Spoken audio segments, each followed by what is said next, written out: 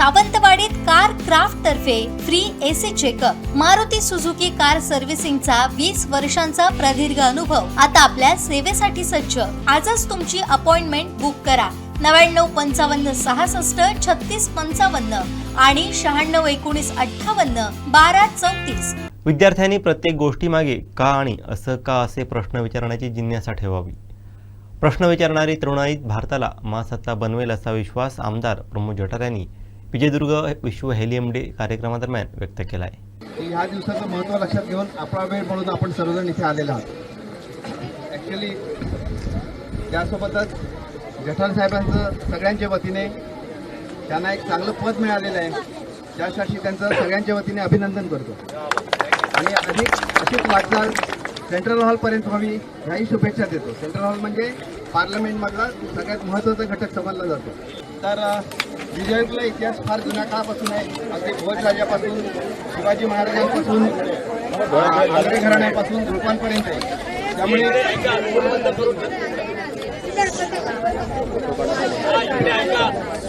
त्यामुळे विजयदुर्गचं नाव जगाच्या पाठीवर इतिहास काळातच गेलेलं आहे, परंतु विज्ञानाच्या काळात आपल्याला ते नाव अजून पुढे न्यायचं आहे।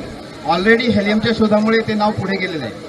बऱ्याच जणांची मी हेलियम याबाबतीत विस्तृत फार काही बोलत नाही, महत्त्वाचे फक्त पॉईंट सांगतो। अशी एक समजूत काही आहे की अशी छोटीशी दुर्बीण आणि ही आता प्रतिकात्मक ठेवली इथे आणि 2-3 जण येऊन पाहणी करून हेलियम शोधून गेले, असं नाही झाले।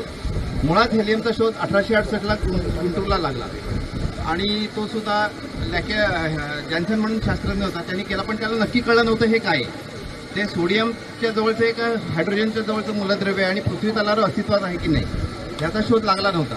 नंतर 1895ला थोडासा ट्रेस लागला की पूर्वी स्पेक्ट्रोस्कोपिक ॲनालिसिस करायचे आणि मूलद्रव्य शोधून काढायचे। ग्रहणाच्या काळात जेव्हा सूर्याच्या शलाका निर्माण होतात त्यावेळेला हे मूलद्रव्य अधिक प्रखरपणे दिसतात आणि म्हणूनच 1898ला जेव्हा ग्रहण होतं, पूर्ण खग्रास ग्रहण होतं, तेव्हा विजयदुर्गची निवड करण्यात आली। विजयदुर्गलाच का निवड करण्यात आली त्याच्यामागची कारणं महत्त्वाची आहे की ग्रहणाचा जो वाटचाल होती, रस्ता म्हणा किंवा वे म्हणा किंवा त्याचा एकंदर दिसण्याचा ट्रॅक म्हणा, तो विजयदुर्ग किल्ल्यावरून जात होता आणि मॅक्सिमम 52 सेकंदाचा वेळ एवढा वेळ ग्रहण ऑब्झर्व करणं हे विजयदुर्गला शक्य होतं। दुसरी गोष्ट, विजयदुर्गला चारी बाजूनी तटबंदी असल्यामुळे संरक्षण होतं। पूर्वीचे लोक अंधश्रद्ध होते, ग्रहण वगैरे काळात बाहेर पडायचं नाही, दुसरा कोण बाहेर पडला त्याला त्रास द्यायचे, बरेच ठिकाणी ब्रिटिश शास्त्रज्ञांना त्रास झालेला होता, म्हणून त्यांनी विजयदुर्गची निवड केली। त्यामुळे विजयदुर्ग हे स्थान त्या दृष्टीने त्यांनी निवडण्यात आलं। विजयदुर्गला किरकोळ लोक आले असं नाही, श्रीलंकेहून एक नेव्हीची शिप निघाली, जवळजवळ 400 लोक त्याच्यात होते। सगळ्या मिलिटरीच्या लोकांना त्यावेळी ट्रेनिंग देण्यात आलं आणि विजयदुर्ग बंदरात ते 18 जानेवारीला दाखल झाले। आल्या येताना वाटेत त्यांचं 12 ते 18 वेळा त्यांना ट्रेनिंग देण्यात आलं, कारण पूर्वी कॉम्प्युटर नव्हता, घड्याळं नव्हती, कुठली दळणवळणाची साधनं नव्हती। अशा काळात प्रत्येक सेकंदाचं निरीक्षण कसं नोंदवायचं यासाठी त्यांना ट्रेनिंग देण्यात आलं। जवळजवळ 80 मोठे पेटारे भरून सामान आपल्याला इथे उतरवण्यात आलं। विजयदुर्गची निवड ह्यासाठी करण्यात आली होती की अवजड सामुग्री न्यायला हे सोपं होतं समुद्रमार्गे आणणं। ते पेटारे उतरून वेगवेगळ्या ठिकाणी जागा निश्चित करण्यात आल्या, काही ठिकाणी भिंती बांधून कृत्रिमरित्या फोटोग्राफिक टार्कून करण्यात आली, काही ठिकाणी फोटोग्राफिक कॅमेरे कृत्रिम दगडाचे बनवण्यात आले। रत्नागिरी त्यावेळी जिल्हा होता, रत्नागिरीहून BNCची लोकं सगळी इथे आलेली होती, जवळजवळ 600 मजूर इथे काम करत होते। काही फोटोग्राफिक प्लेट डेव्हलप करण्यासाठी झोपड्या बांधण्यात आल्या। तर ठिकठिकाणी दुर्बिणी बसवण्यासाठी, दुर्बिणी म्हणजे केवढ्या होत्या, जवळजवळ 10 फूट लांबीच्या 8-8 इंच 1-1 फूट व्यास असलेल्या दुर्बिणी होत्या। त्या दुर्बिणी फिक्स राहाव्यात, हलू नयेत, वाऱ्याचा त्याच्यावर परिणाम होऊ नये यासाठी ठिकठिकाणी प्लॅटफॉर्म बांधण्यात आले, त्यातले थोडेच आता शिल्लक आहेत। आणि ह्या प्लॅटफॉर्मला पूर्वी ब्रिटिशांना ब्रिटिश साहेब म्हणायचे, ते साहेबांचे ओटे म्हणून आपण ओळखलं जातं। काळाच्या पडद्याआड हे साहेबांचे ओटे गेले होते, परंतु त्यांचं पुन्हा पुनरुज्जीवन करण्याचं काम जठार साहेबांनी निश्चित केलेलं आहे आणि त्यामुळे विज्ञानाला एक प्रगती मिळेल। आपल्या विजयदुर्गवासियांचं आणि देवगड तालुक्यातल्या सगळ्यांचंच हे काम आहे की एवढा मोठा आपल्याला ऐतिहासिक वारसा लाभलेला आहे, तो जगात ऑलरेडी पोचलेला आहे, फक्त त्याचं एक्सप्लॉयटेशन करायचं आहे, तो कानोकानी पोचला पाहिजे। परंतु दुर्दैवाची परिस्थिती अशी आहे की स्थानिकांनाच हे हेलियम म्हणजे काय प्रकरण हे माहिती नसतं, हेलियमचा शोध काय हे माहिती नसतं। तर सर्वांनी त्याची माहिती करून घ्यावी आणि आपल्याला जसा ऐतिहासिक वारसा आहे तसा वैज्ञानिक वारसा पण आहे आणि तो वारसा नाही आहे, हे वैज्ञानिक जे ठिकाण आहे ते पुढेपर्यंत आपल्याला न्यायचं आहे आणि त्याचा पुरेपूर टुरिझम पॉईंट ऑफ व्ह्यू किंवा इतर दृष्टीने आपल्याला त्याचा वापर करून घ्यायचा आहे। या निमित्ताने मी एक 2-3 गोष्टी साहेबांना विनंती करतो की आपला जो म्युझियमचा प्रोजेक्ट चालू आहे, एक सेंटर, म्युझियम म्हणण्यापेक्षा ते एक सेंटर आहे, कल्चरल सेंटर आहे, या ठिकाणी म्युझियम असेल त्याची माहिती साहेब देतील. तर ती ही फेज 1 आहे. आपल्याला अजून बरेच टप्पे गाठायचे आहेत आणि आता आपल्याला काळजी नाही आहे. पूर्वी फंडिंगची काळजी असायची, आता ती काळजी नाही आहे. दुसरी एक माझी अशी रिक्वेस्ट आहे की ऑलरेडी एक जेटी आपल्या इथे पुरी झालेली आहे, बरोबर समोर माडबन आहे. माडबनला जर जेटी करून रोरो सर्व्हिस सुरू केली तर रत्नागिरीहून येणाऱ्या सगळ्या पर्यटकांना किंवा इतर लोकांनाही ट्रॅफिक खूप म्हणजे अंतर खूप कमी होईल. इथल्याही लोकांना विजयदुर्गला जाणं रत्नागिरीला जाणं शक्य होईल. बोटीची कामं असणारे बरेच जण रत्नागिरीला जातात, त्यांनाही रत्नागिरी जवळ पडेल आणि ऑलरेडी एक जेटी बांधलेली असल्यामुळे हे काम शक्य आहे, तर त्याचा कृपया पाठपुरावा करावा. तिसरी एक रिक्वेस्ट अशी आहे की ती सगळ्यांनाच आहे की आपण हे एक पवित्र ठिकाणी आलेलो आहे. विजयदुर्ग किल्ल्यावर ज्या लोकांचं साम्राज्य होतं, जी पराक्रमी मंडळी होऊन गेली, त्यांच्या पुढे राहायची आपली पात्रता नाही आहे. आता हे बोलणं कोणाला तरी खटकेल. त्यामुळे ह्या किल्ल्याचं पावित्र्य जपण्यासाठी कृपा करून कचरा कुठे टाकू नका किंवा गावातही कुठे प्लास्टिकच्या पिशव्या किंवा कचरा टाकू नका. त्यांनी आपला सिव्हिक सेन्स नाही हे लोकांच्या लक्षात येतं आणि कोण टाकत असेल तर त्याला त्याच्यापासून परावृत्त करा. शेवटची माझी महत्त्वाची विनंती अशी आहे की नासा जे केंद्र आहे अमेरिकेचं मोठं स्पेस स्टेशन, त्याच्या बाजूला एक वस्ती आहे.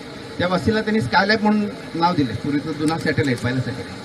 आपल्याला अहमदाबादला इस्रोचं सेंटर आहे मोठं, इस्रोच्या शेजारी कॉलनी आहे, त्याला सॅटेलाईट कॉलनी म्हणून ओळखलं जातं.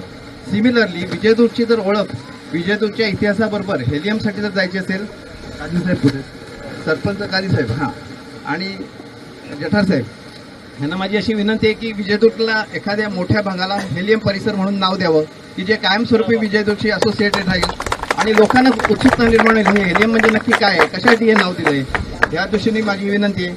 मला 2 मिनिटं बोलायला वेळ दिला ह्याबद्दल धन्यवाद. एक स्वप्न, आता मला वाटतं साहेब 18 वर्ष झाली ना, 18 वर्षापूर्वी एक स्वप्न बघितलं गेलं होतं की आम्ही सगळ्या विज्ञानप्रेमी आणि इतिहासप्रेमींनी एक स्वप्न बघितलं होते की साहेब ज्यावेळेला पहिल्या वेळच्या टर्ममध्ये आमदार होते त्यावेळेला काहीतरी विजयदुर्ग किल्ल्यावरती वेगळं करूया आणि तिथून तो हेलियम दिवस हा 18 ऑगस्ट साजरा करायची सुरुवात झाली. लोक म्हणत होते त्यावेळेला, अरे काय हेलियम दिवस साजरा करता, नुसते भोगे सोडून काय विजयदुर्गचा विकास होणार आहे. हे सगळ्या टोमणे आम्ही ऐकत होतो. पण साहेबांच्याकडे आमचं गुप्तगू चाललेलं होतं की इथे काहीतरी साहेब हेलियमविषयी एक चांगली गॅलरी आणि आरमाराविषयी एक चांगली गॅलरी निर्माण व्हावी. आणि ते स्वप्न 12 वर्ष तपश्चर्या झाली, आमचं काही स्वप्न झालं नाही पूर्ण. साहेब म्हणाले परत बसूया तपश्चर्याला. आणखीन 4 वर्ष तपश्चर्या झाली तरी स्वप्न पुरं होत नव्हतं. शेवटी 18व्या वर्षी तपश्चर्या पुरी झाली आहे आणि आपल्या पाठीमागे मी हात दाखवतो त्या ठिकाणी 5 कोटी रुपयाचं आरमारी केंद्राचं काम चांगल्या प्रकारे जोरदार असं सुरू आहे. पहिल्या फेजमध्ये आपल्याला 3 कोटी रुपये साहेबांची मंजुरी दिलेली आहे, ते पैसे आलेले आहेत, त्यामुळे काम जोरदार सुरू आहे.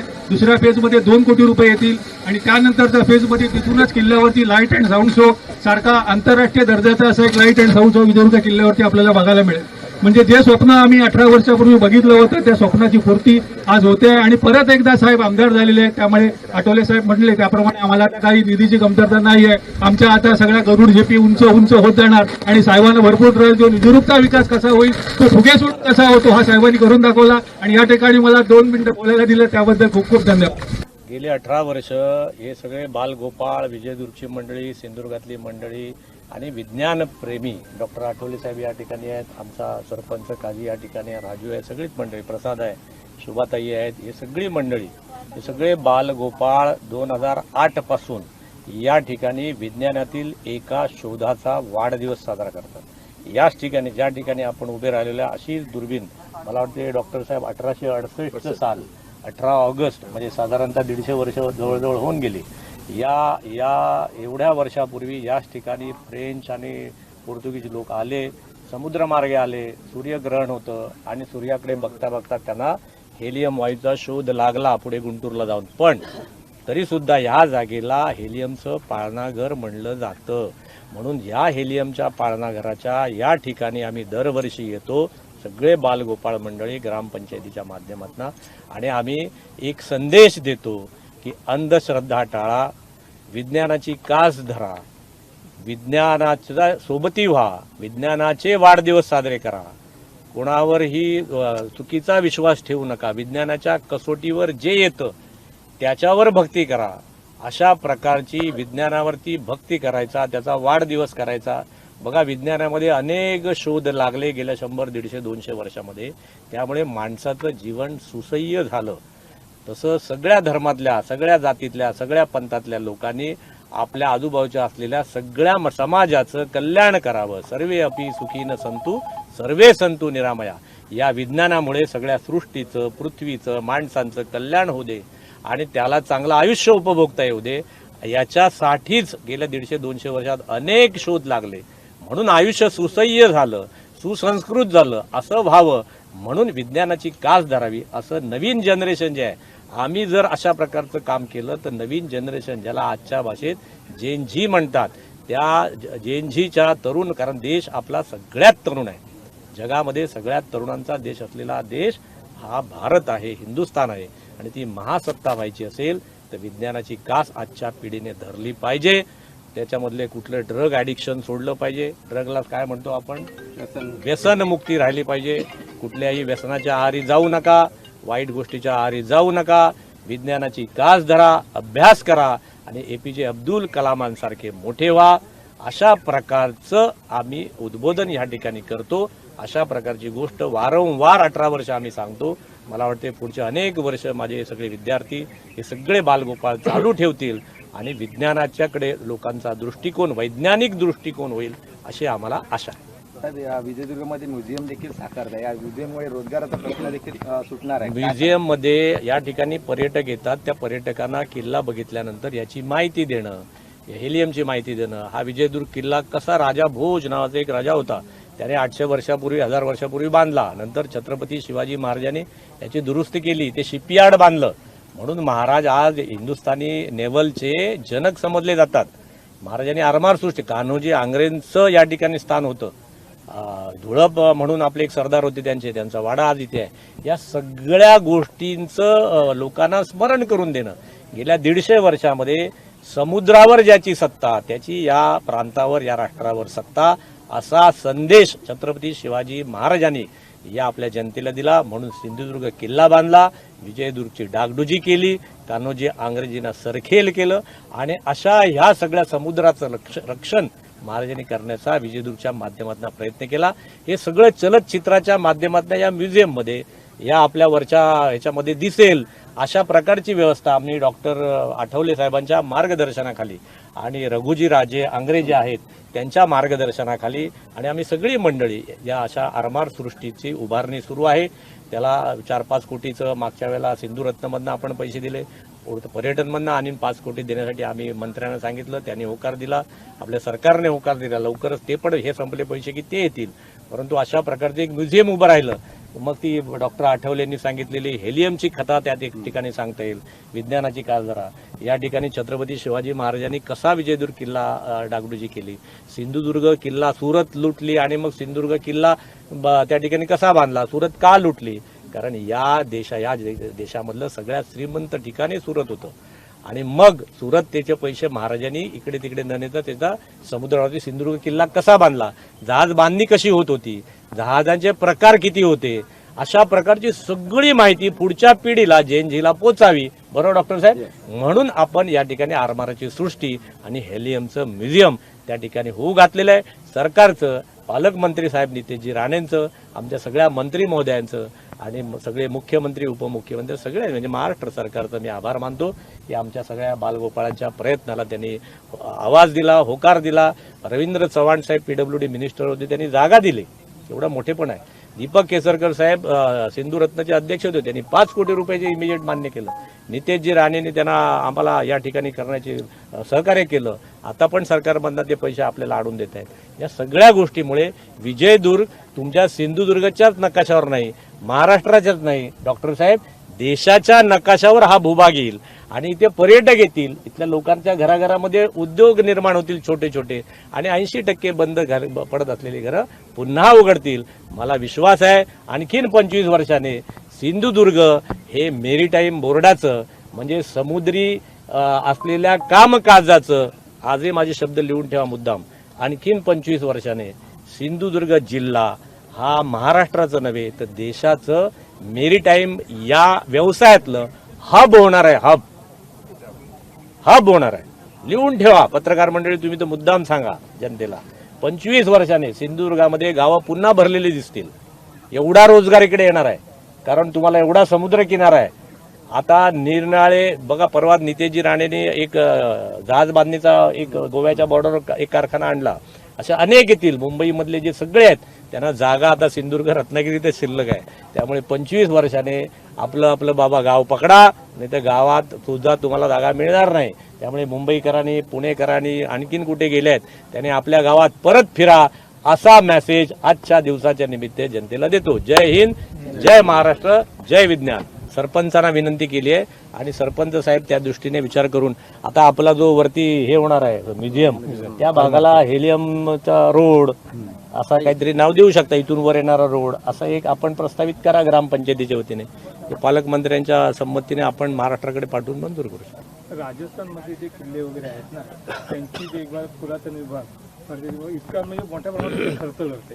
पण त्या दृष्टिकोनातून जर आपण महाराष्ट्रातले गड किल्ले पाहिले तर त्याच्यावरती खर्च केला जात नाही. त्यामागचं कारण काय? नाही, आपले थोडं मी तुम्हाला अपडेट करतो. राजस्थानमधले अनेक किल्ले हे प्रायव्हेट आहेत, हे वैयक्तिक मालमत्ता आहे.